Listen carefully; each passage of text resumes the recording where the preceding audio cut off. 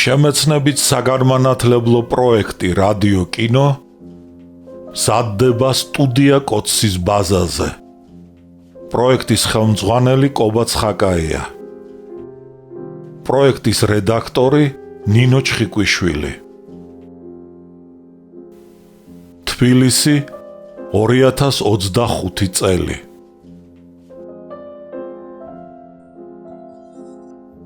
ალექსანდრე ქუთათელი, პირისპირ, რომანი 2 ტომად და 4 წიგნად.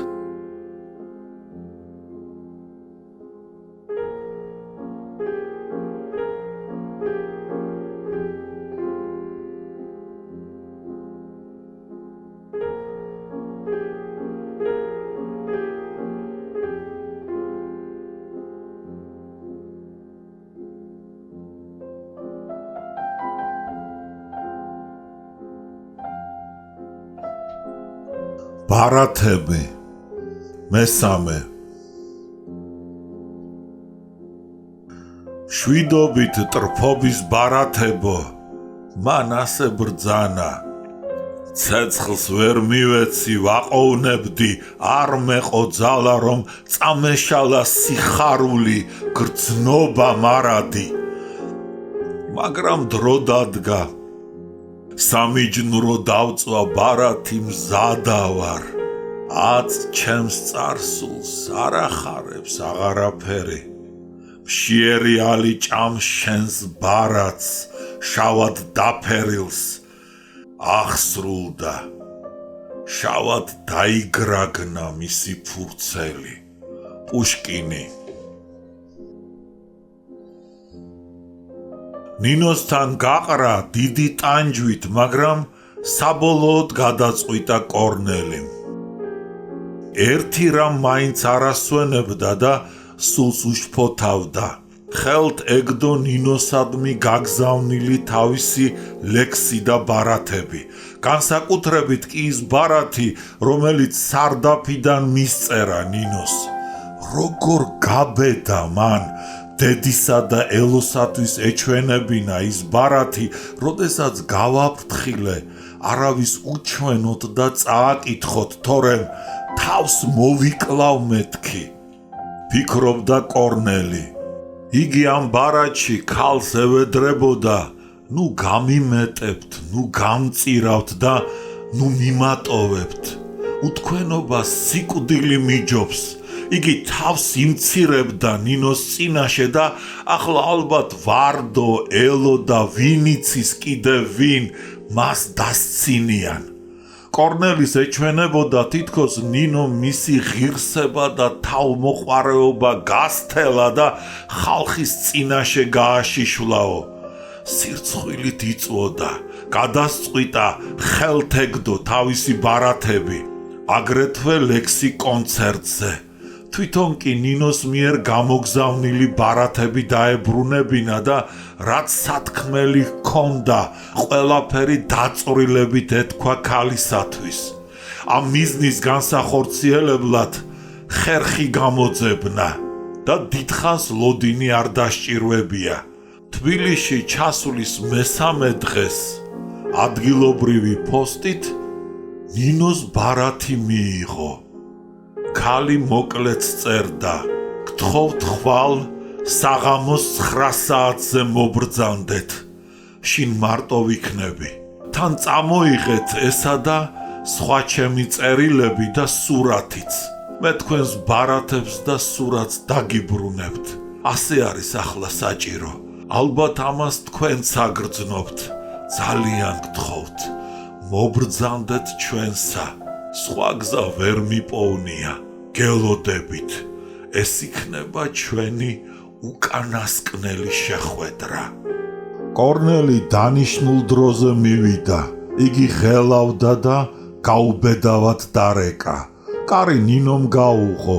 დიდრონი თვალები შეანათა და ხელი გაუწოდა. კორნელიმ ხელი ჩამოართვა. ქუდი დერეფანში კაჩხაზე ჩამოჰკიდა. ნინომ თავის დაულაგებელ ოთახში მიიპატიჟა.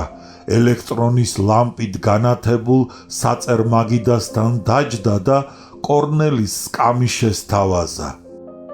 მაგიდაზე უწესრიგოდ ეყარა წიგნები, რვეულები, ქაღალდები და ბანკრები. კორნელი დაჯდა და ნინოს შეხედა. ქალი ძალზე გამხდარიყო და სანთლისფერი დასდებოდა. მარტოღა თვალები დარჩენოდა. ნინოს უბრალოდ ეცვა, ლურჯი კაბა, მოკლე სახელოებიანი თეთრი კოფთა. თმა დაუვარცხნელი ქონდა, ხელები და ფრჩხილები მოუვლელი. იგი გულგატეხილი იყო და ახლა ჩაცმა დახურვის, მოკაზვის, მით უმეტეს კოსმეტიკისა და კოხტაობის თავი არ ჰქონდა. კორნელის ძალიან გაუკვირდა მისი აჩაჩული ჩაცმულობა. ნინოს დაჭმუჭნული კოფთის სახელოდან შავი ბუსუსებით დაფარული მკლავები ჭლექიანივით დაწვრილებოდა. ქალი დარდს დაენელებინა, იგი სკამზე გასწორდა. კორნელის მკაცრად შეხედა და უთხრა: თანა გაქვთ ჩემი ბარათები. დიახ, მიუგო კორნელიმ. პიჯაკის გულის ჯიბეში ხელი ჩაიყო. ბარათების დასტა ამოიღო და მაგიდაზე დაულაგა. მერმე ნინოს სურათი მოსძებნა. დიდხანს დააცქერდა, გადააბრუნა. საყვარელი ქალისაგან მიძღვნილი სატრფიალო წარწერის კითხვა დაიწყო. ნინომ არაცალა და წყენით უთხრა: მომეცით, ნუ კითხულობთ, რა გინდათ? კორნელიმ შეხედა. მერმე ისევ სურათს დააცქერდა, ეტყობოდა დაბრუნება ენანებოდა.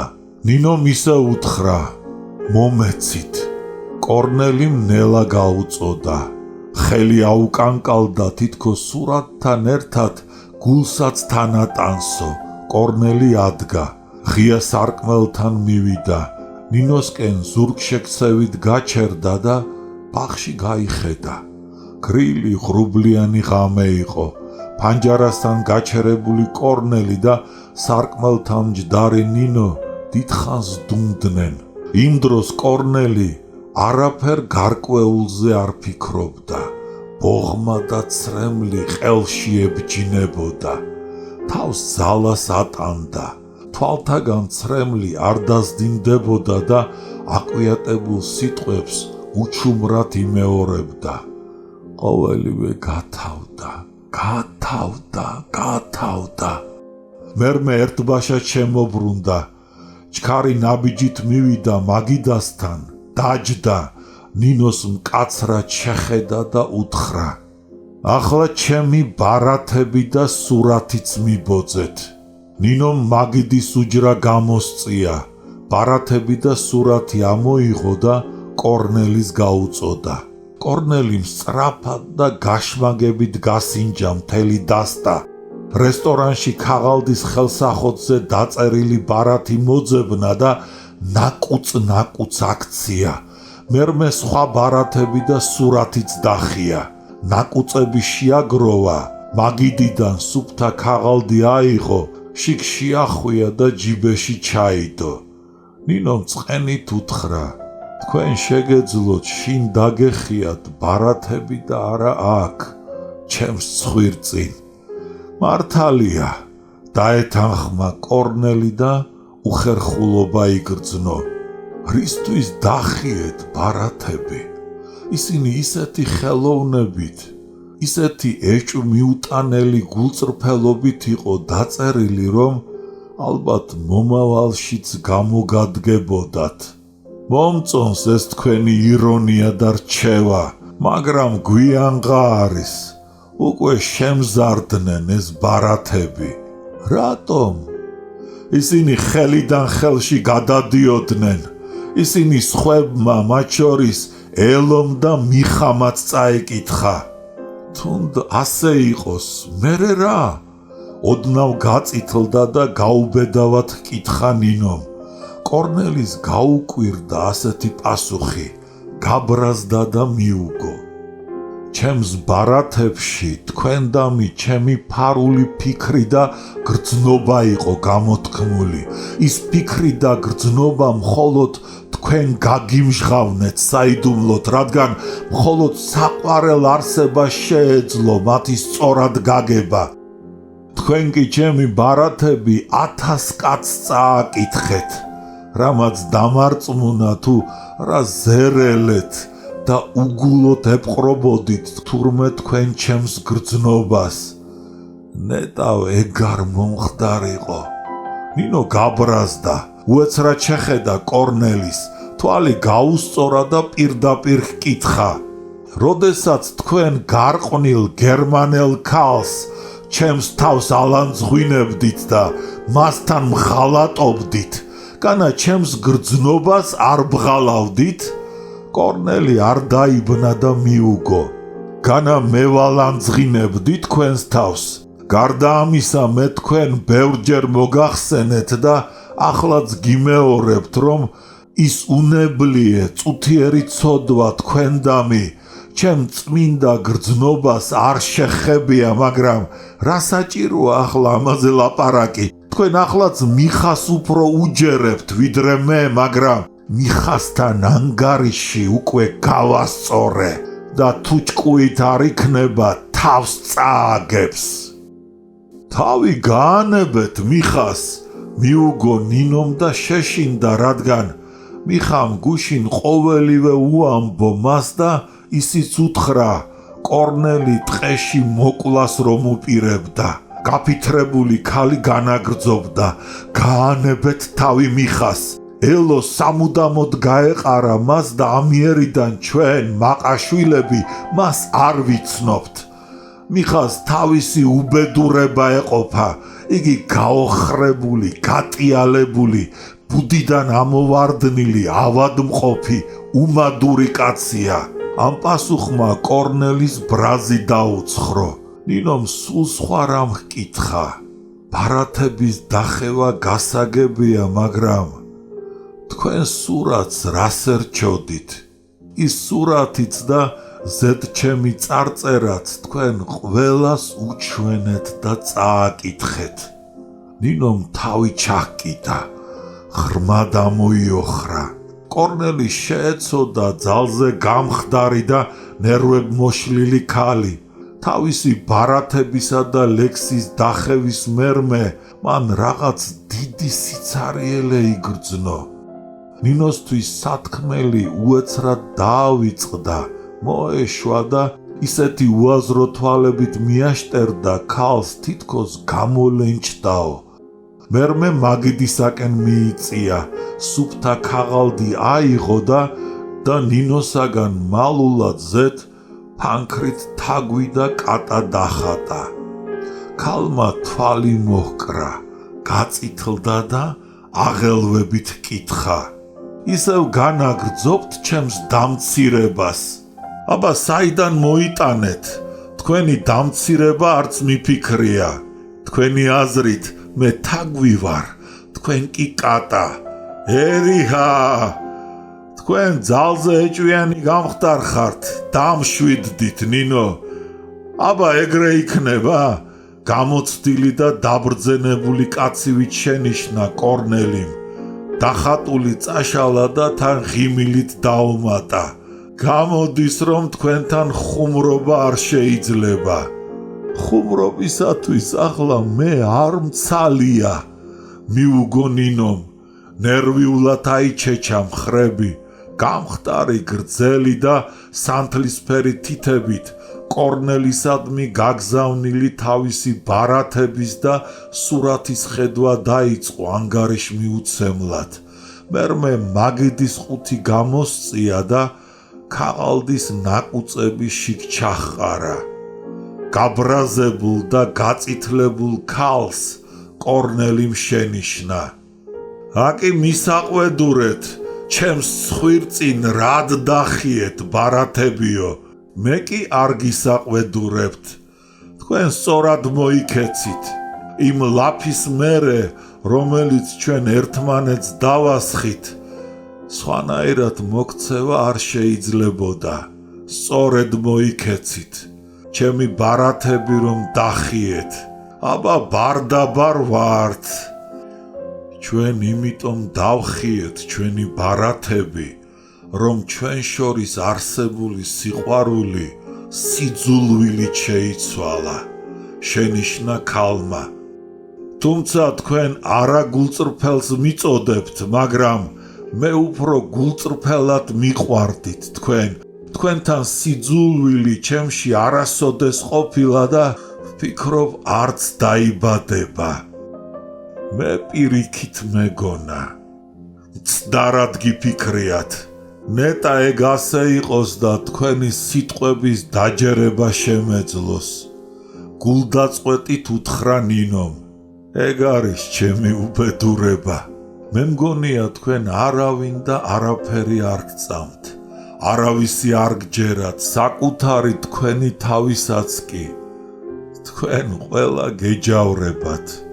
კორნელის გაუკვირდა, დამცინავად გაიღიმა, მერმე გაიცინა და შეზახა. ღმერთო ჩემო, რა გამოუსწორებელ ნიჰილისტად მნათლავთ.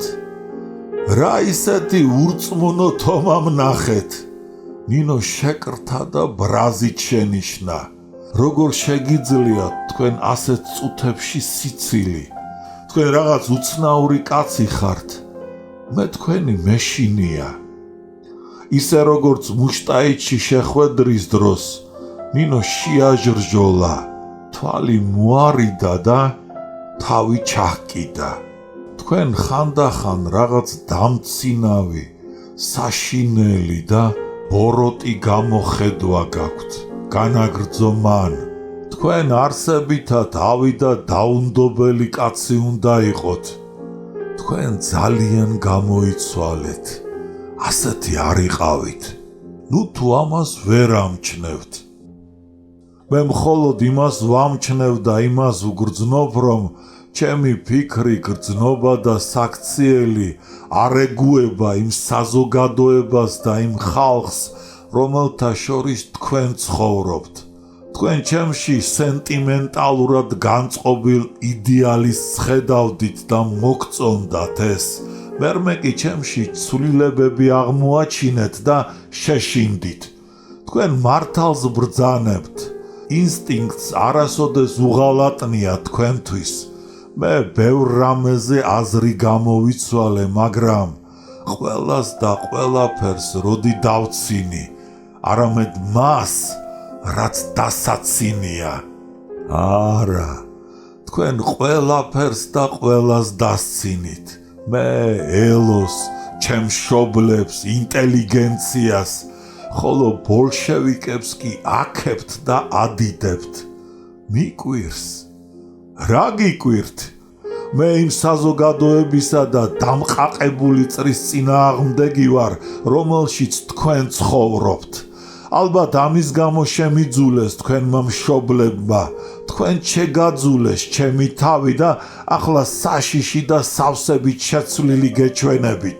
დიახ, მე გამოვიცვალე, მე ბევრი რამ ვნახე, განვიცადე და საკვირველი იქნებოდა საზოგადოებრივ მოვლენებზე და ადამიანებზე აზრი და შეხედულება რომ არ შემცვლოდა. მაინც რა ნახეთ და რა განიცადეთ ასეთი? გაუბედავად კითხა ქალმა.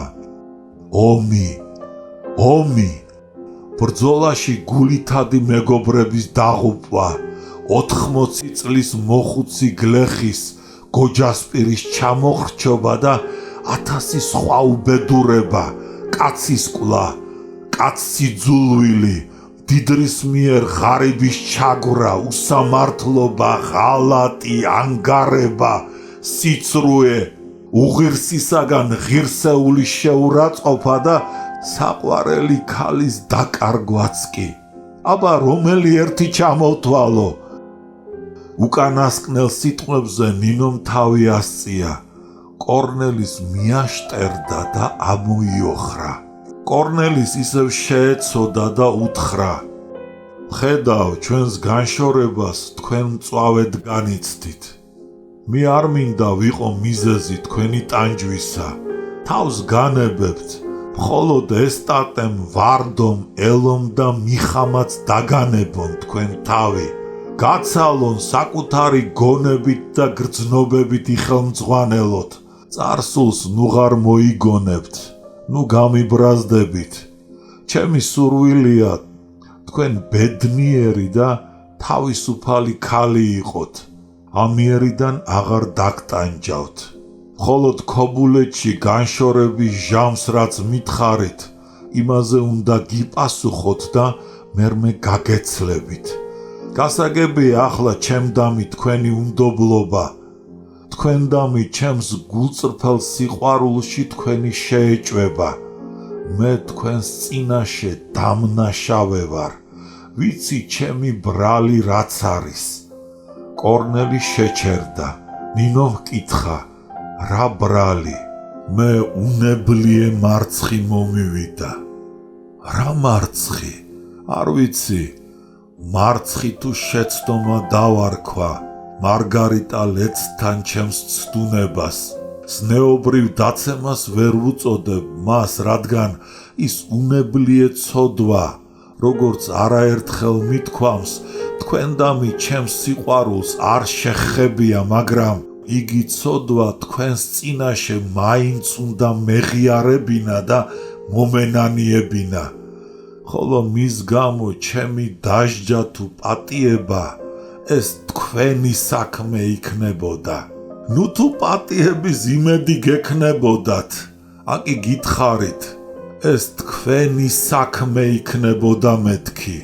ახლა აღსარებას გეუბნებით, ზნეობრივად თქვენ ჩემზე მაღლა მდგარი აღმოჩნდით. მუდამ მესმოდა თქვენი დარიგება. ქორწინების ჟამს მამაკაცი ზნეობრივად და ფიზიკურადაც ისეთივე წმინდა და სპეტაკი უნდა იყოს, როგორც ქალიო. ბევრჯერ მიფიქრია ამის გამო და ის მადარდებდა, თუმცა ისიც ვიცი, რომ ჩემი ზნეობრივი წონასწორობის ერთგვარი სისუსტე ჩემს სიჭაბუკესა და გადაჭარბებულ მგრძნობელობას უნდა მიეწეროს. დამნაშავე ვარ თქვენს წინაშე კიდევ იმ მხრივ, რომ თქვენდამი ჩემს სიყვარულს მშვენიერების სფეროს ვაკუთვნებდი.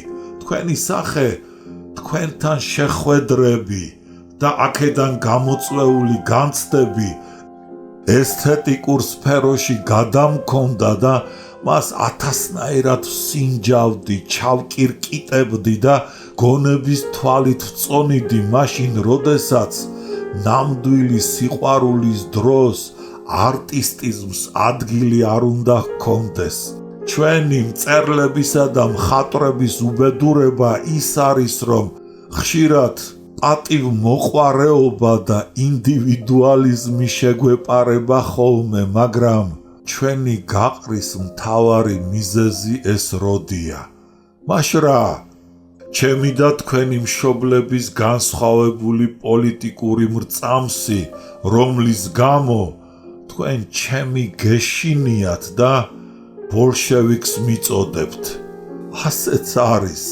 ნუ თუ თქვენ ვერ ამჩნევთ, ჩემი თანაგრძნობა ვის მხარეზე იყო? ვამჩნევდი. თქვენი გოჯასპირის წაკითხვის მერმე კი აშკარად დავრწმუნდი, რომ თქვენ ბოლშევიკების ბანაკში გადაბარგდით და ქართველი ხალხისა და ინტელიგენციის წინააღმდეგ ილაშქრებთ. თქვენ ბრმად იმეორებთ მამა თქვენის სიტყვებს. მე ჩემი ხალხის წინააღმდეგ არ მივდივარ და არ ვილაშქრებ.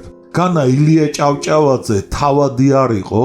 თავადებს რომ თავს ესხმოდა და შრომელი ხალხის ინტერესებს იცავდა. როგორ ფიქრობთ, ილია ჭავჭავაძე თავისი ხალხის წინააღმდეგ მიდიოდა? არა, ის ერკვეოდა საქმის ვითარებაში და მის გარშემო არსებულ მდგომარეობაში. ის მომავლისკენ იხედებოდა, რაც მამა თქვენ სამწუხაროდ არ სურს. მას და მის თანამოაზრეებს ახლანდელი ცხოვრება მოსწონთ. მამა თქვენი და მისი მეგობრები წარსულს ეკუთვნიან. ისინი ჩამორჩენილი ადამიანები არიან. მადლობას მოგახსენებთ ჩემი მშობლებისა და მათი მეგობრების ასეთი დახასიათებისათვის. აი ხომ ხედავთ, თქვენ ვერ გამიგეთ, თქვენ შებოჭილი ხართ ნათესაური კავშირით, თქვენთან განშორება ჩემთვის სავალალოა.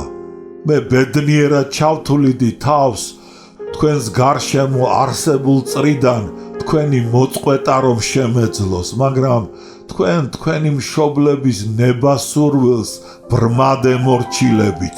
მათი თანხმობის გარეშე თქვენ ჩემი ცოლი ვერ გახდებოდით, ხოლო მათ თანხმობას ვერასოდეს ვერ მივიღებდი და არა მარგარიტა ლეტცთან ჩემი შეხვედრებისა და ცდუნების გამო. განა პლატონ მოგველაძე 1000 ქალთან არ ცხოვრობს, მაგრამ თქვენზე ორჯერ უფრო ხნიერი ის კაცი თქვენ მშობლებს თქვენთვის სასურველ საქმროდ მიაჩნიათ. რატომ? იმიტომ რომ მოგველაძე სახელიანი შეძლებული კაცია და რაც მთავარია მამა თქვენის თანამოაზრე. აი მთავარი მიზეზი ჩვენი გაყრისა და აი ასე იყოს. ჩემი რომანი დასრულდა, მაგრამ იცოდეთ, თქვენთან განშორებით გამოწვეული ტანჯვა და ტკივილი ვერ გამტეხს და ფარხმალს ვერ დამაყრევინებს. პირიქით, იგი თანამედროვე დრომოჭმულ ფილისტერულ საზოგადოებასთან ბრძოლის სურვილს მიასკაცებს. ასე მგონია თქვენ ჩემი მშობლებისა და ჩემდამი შურისძიებისათვის ემზადებით. შენიშნა ნინომ, უკეთესი მერმისისათვის საბრძოლველად ვემზადები და არა თქვენდამი შურისძიებისათვის. თქვენ რას გერჩით? კორნელიმ ნინოს შეხედა. ქალს ღაწვებზე ყაყაჩოსაებრ წითელი ლაქები აჩნდა. კორნელი მიხვდა, რა ტანჯვაც გამოევლო ნინოს და გულითადი ხმით უთხრა. არ იფიქროთ მტრად მოგეკიდოთ. მე თქვენ მიყვარხართ და ვაღიარებ ჩემ შეცდომას თქვენს წინაშე. კორნელიმ ნინოს ხელი შეიპყრო და უთხრა, ჩვენ ახლა ვშორდებით ერთმანეთს, მაგრამ არ ამგონია თქვენ ადვილად შეძლოთ ჩემი დავიწყება. გაივლის დრო და ისევ მოვალ თქვენთან. მე მოვალ მაშინ, როდესაც თქვენ სავსებით გამიგებთ, ჩამწვდებით, როდესაც თქვენდამი ჩემს უანგარო გრძნობაში დარწმუნდებით, ჩემი გზის სისწორეს ირწმუნებთ, როდესაც სიმართლე ჩემს მხარეზე და არა თქვენი და თქვენი მშობლების მხარეზე იქნება. მაშინ შესაძლოა ისურვოთ ჩემი თანამგზავრობა და თუ არ მოვედი, იცოდეთ რომ მართალი საქმისათვის დავიღუპე, რომ ჩემი ცხოვრება უმიზნოდ არ გამიტარებია. ნინო შეკრთა. ეგრე ნულაპარაკობთ, მეშინია. ადგა საწოლზე დაგდებული შალი აიღო და შიგ გაეხვია, თითქოს შესცივდაო. განა რა ვთქვი ისეთი? ჰკითხა კორნელიმ. თქვენ სიკვდილზე ლაპარაკობთ. მე ვლაპარაკობ იმაზე, რაც ამ უკანასკნელ დროს განვიცადე და გადავიფიქრე. ღმერთო ჩემო, რა ბედისწერა მოიწია ჩემ თავს. ამოიოხრა ნინომ, თავი ასწია და ცრემლმორეული თვალი ღია სარკმელს მიაშტერა. სარკმელს წყდიადი მისწოლოდა. კარებზე ვიღაცამ ჩუმად დააკაკუნა.